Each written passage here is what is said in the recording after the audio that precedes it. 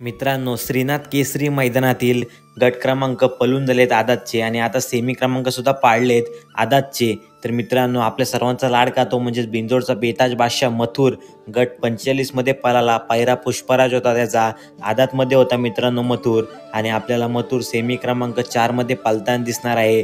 परंतु त्याचाच भाव सर्जा म्हणजेच वेगाचा शेवट सर्जा त्याच सेमीमध्ये आहे आणि सर्जाचा पायरा बटन आहे आणि तो तास क्रमांक 8 वरती आहे। म्हणजेच आपल्याला भावाभावात लढत बघायला मिळणार। एक म्हणजेच बिंजोडचा बेताज बादशाह मथुर वर्सेस वेगाचा शेवट सर्जा। मथुरचा तास 9 आणि सर्जाचा तास 8।